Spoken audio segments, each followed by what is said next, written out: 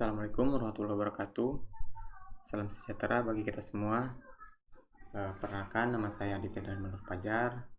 Saya dari jurusan Teknik Elektro Nusa Putra, Universitas Nusa Putra tahun 2020. Di sini saya akan menjelaskan jurnal dengan judul Pembuatan Antarmuka Mesin Manusia pada Modul Latih PLC berbasis perangkat lunak CX Designer, yang ditulis oleh Irfan Indrawan, Erik Haritman, dan Dadang Lukman Hakim, dengan volume 12 nomor 2 tahun 2013. Dari latar belakang di atas, adapun tujuan penulisan jurnal yaitu memaparkan hasil penelitian pembuatan modul latih otomasi industri yang terintegrasi antarmuka mesin manusia untuk memenuhi kebutuhan peralatan praktikum bidang keahlian otomasi industri. Nah, untuk metodenya sendiri dari jurnal ini itu dengan metode penelitian yang digunakan oleh penulis adalah rancang bangun yang dilakukan dengan eksperimen. Artinya penelitian yang menghasilkan produk yang berupa modul latih otomasi industri yang terintegrasi sistem HMI.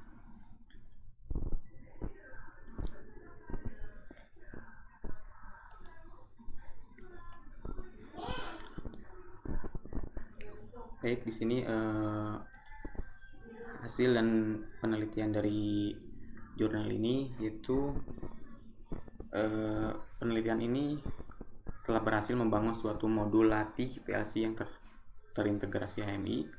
Modul latih yang dilengkapi dengan 3 contoh real plan-nya yang dapat dilihat pada gambar 5, gambar 8, dan gambar 12. Nah, di sini kita lihat dari gambar 5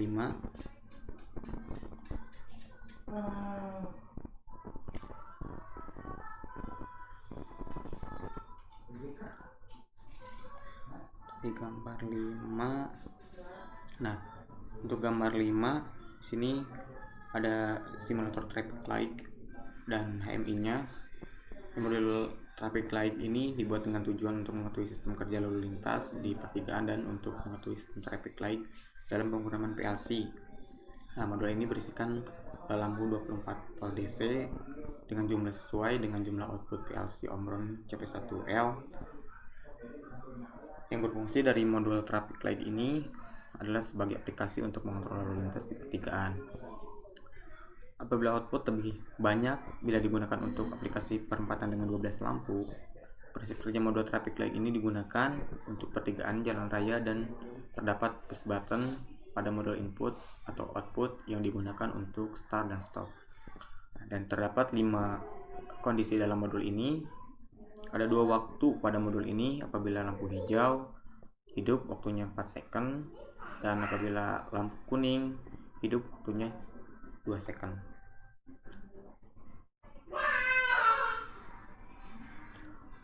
Dengan pengujian sistem kontrol waktu nyata untuk kasus kontrol traffic light, ketika kita menekan tombol on pada HMI-nya, maka secara bersamaan radar diagram pada kondisi on serta modul latih PLC traffic light pada kondisi on dalam waktu yang bersamaan pula.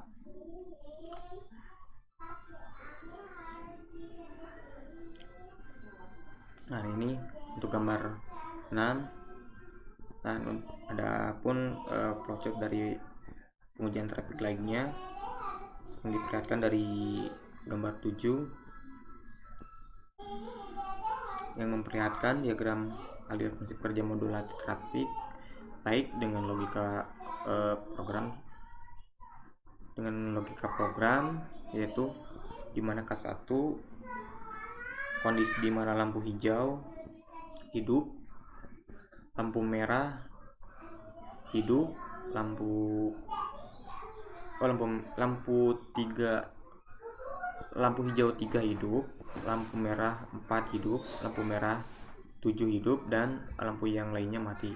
Nah, untuk K2 nya dimana kondisi lampu kuning 2 hidup, lampu merah 4 hidup, lampu merah 7 hidup, dan lampu yang lainnya mati. Dan ketiga dengan kondisi di mana lampu merah hidup, lampu merah 1 hidup, lampu hijau 6 hidup, lampu merah 7 hidup, dan lampu yang lainnya mati. Untuk keempatnya kondisi di mana lampu merah 1 hidup, lampu kuning 5 hidup, lampu merah 7 hidup, dan lampu yang lainnya mati. Untuk kelimanya kondisi di mana lampu merah 1 hidup, lampu merah 4 hidup, lampu hijau 8 hidup, dan lampu yang lainnya mati.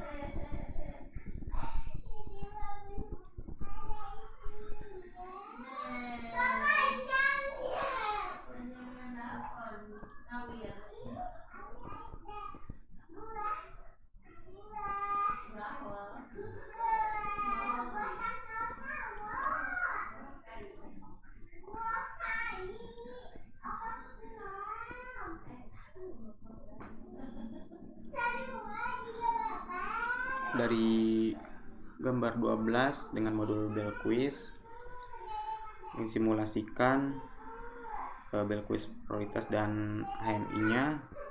Modul prioritas Belquiz ini dibuat dengan tujuan untuk menentukan siapa yang pertama menekan tombol, maka lampu pada peserta tersebut akan menyala yang paling cepat dan yang lainnya mati.